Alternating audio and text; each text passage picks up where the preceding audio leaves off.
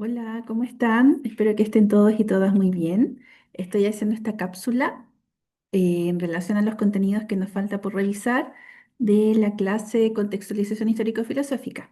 Entonces nos faltaba revisar las ideas importantes de estos autores, filósofos existencialistas, y cómo estos aportes también nos ayudan a la psicología humanista. Vamos a partir con Soren Kierkegaard.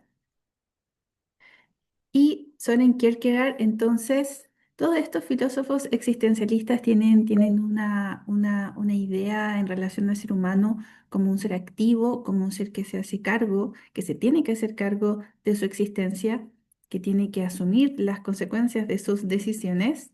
Y desde esta línea, Kierkegaard también reconoce como características muy importantes de nuestra existencia humana la decisión y la elección.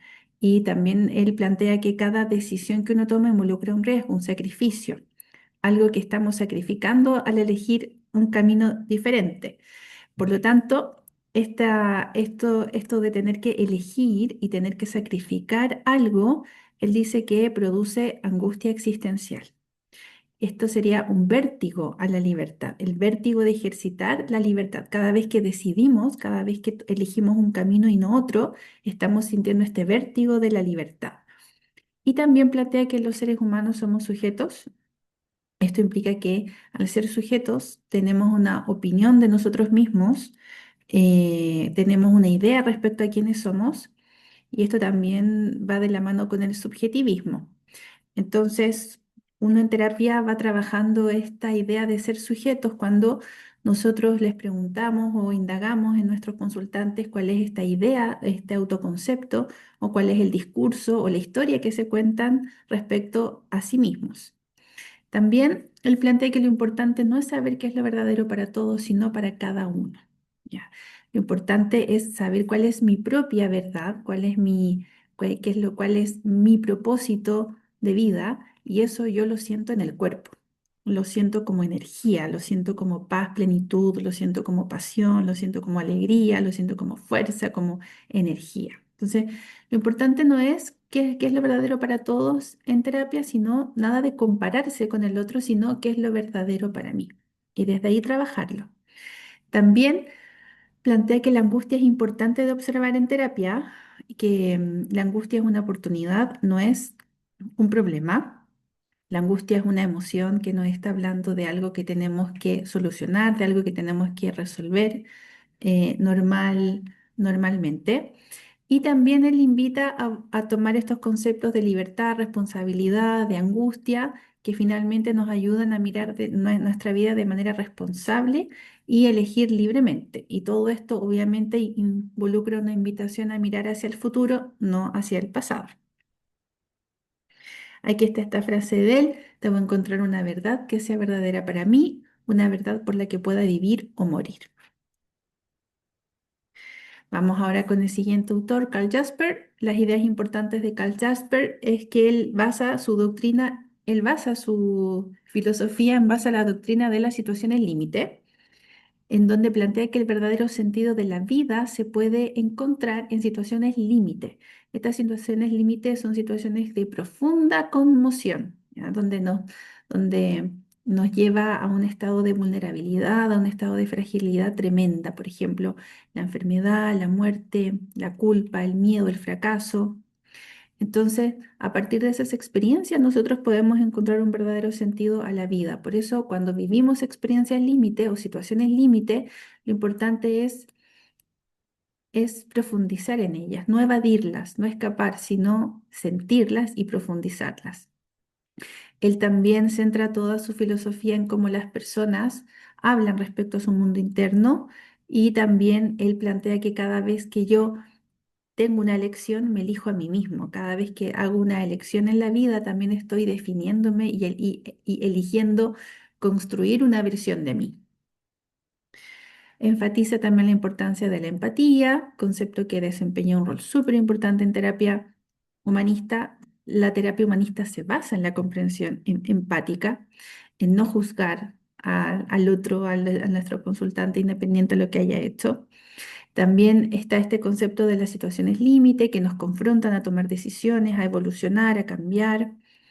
y creó un nuevo método que es el método biográfico, que en donde la persona tiene que contar detalladamente sus experiencias, obviamente desde su subjetividad, y también uno va identificando cuál es, cuál es, desde qué relato, desde qué discurso cuenta su propia historia, desde el amor, desde el resentimiento, desde la culpa, desde la rabia. Y a través de sus propias narrativas vamos también ayudando a la resignificación de esta. En Martin Heidegger, entonces, él también concibe al ser humano como un ser activo, responsable de sus actos, y afirma que la tarea es convertirse en él mismo. ¿Qué significa convertirse en uno mismo? Significa desarrollar la espontaneidad, significa desarrollar la autoconciencia, significa ser súper conscientes de lo que amamos, de lo que no amamos, de lo que queremos, de lo que no queremos.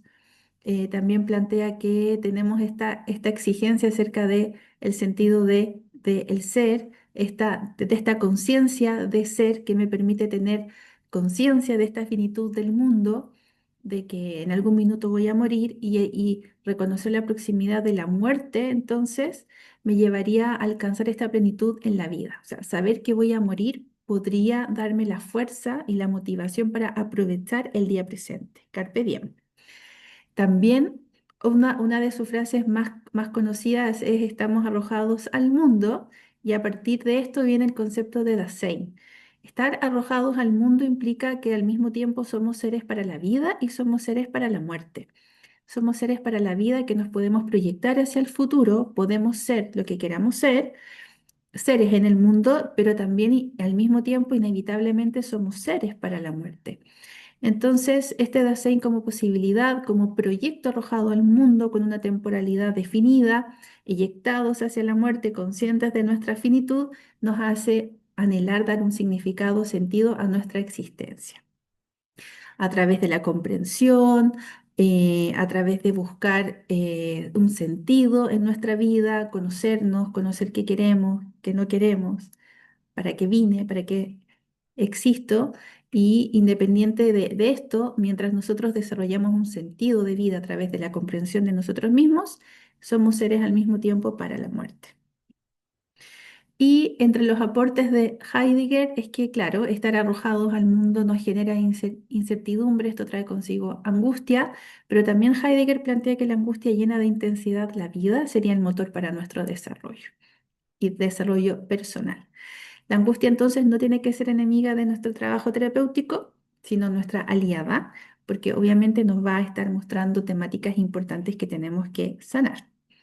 Y finalmente tenemos a Jean-Paul Sartre. Él plantea que el ser humano no es más que existencia y que la existencia precede a la esencia. Esa es una de sus frases más importantes, que la existencia precede a la esencia.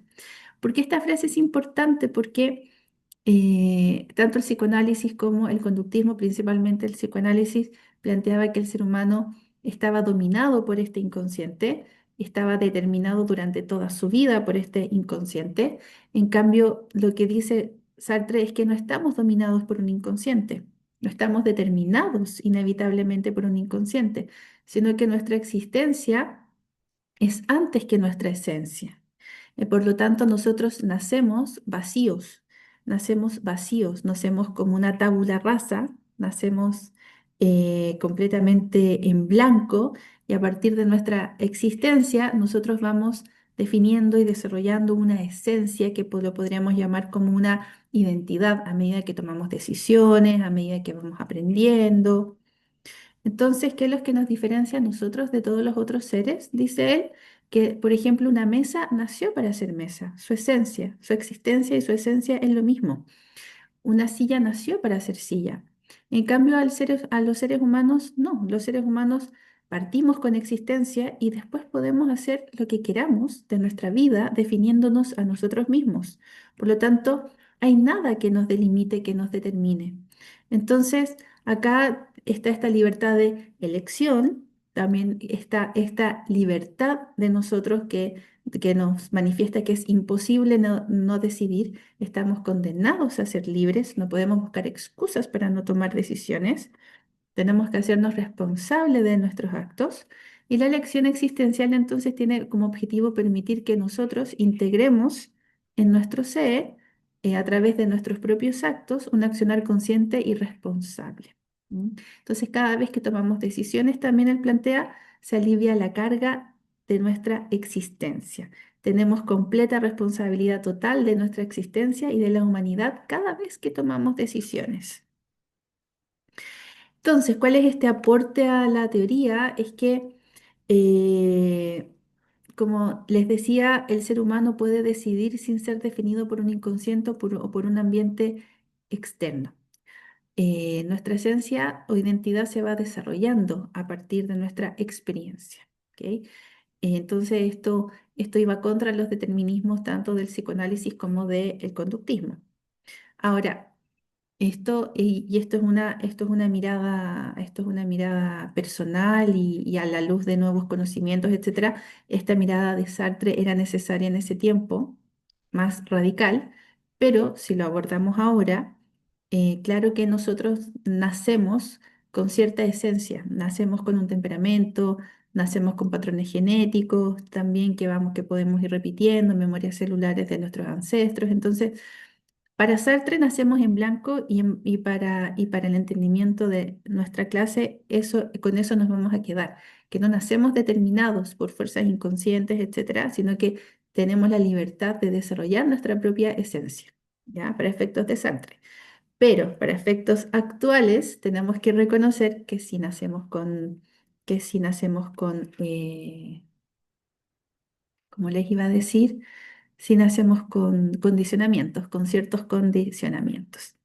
Y por último acá, esto no va a entrar en la prueba, pero tiene que ver con el pensamiento transpersonal, que es lo que viene después de la psicología humanista. Y el pensamiento transpersonal o la psicología transpersonal estudia principalmente los estados alterados de conciencia. Esto se preocupa por la espiritualidad del ser humano, por las experiencias cercanas a la muerte y también por esta mente holotrópica, que es esta mente que puede llegar a estados alterados de conciencia, conectar con diferentes realidades, con diferentes dimensiones. Y también tenemos a otro, aquí es importante el autor Stanislav Grof, que es el que plantea esta mente holotrópica que puede acceder a diferentes niveles de conciencia. Y tenemos también una clasificación de los niveles de conciencia de Ken Wilber. Este es otro autor importante transpersonal y que habla sobre los distintos niveles de conciencia que el ser humano, por el cual el ser humano va pasando, va evolucionando desde el más básico, arcaico, instintivo, donde yo solamente me movilizo para mi supervivencia, hasta llegar al holístico universal o más espiritual, al cual habría llegado Buda o Jesús, por ejemplo. Y cuando hablamos de la psicología humanista en Chile y en América Latina, tenemos que reconocer a Óscar Ichazo. Él es un filósofo boliviano. Él crea la filosofía integral, él funda una escuela en Arica e introduce la teoría del eneagrama. La teoría del eneagrama también es un método de autoconocimiento muy antiguo de la cultura sufí y que tiene cientos de años, miles de años probablemente, y, y llega aquí a Latinoamérica gracias a Oscar Ichazo y llega aquí a Chile a través de Claudio Naranjo, que es uno de los primeros terapeutas gestálticos de Chile. Él funda esta escuela gestáltica humanista y él tiene una labor súper importante en formar a futuros y futuras psicólogos y psicólogas en este campo. Así que si quieren investigar, estos dos personajes son muy importantes. Entonces, hasta aquí voy a dejar la primera cápsula respecto a los aportes de los filósofos existencialistas y voy ahora con la cápsula concepto de ser humano.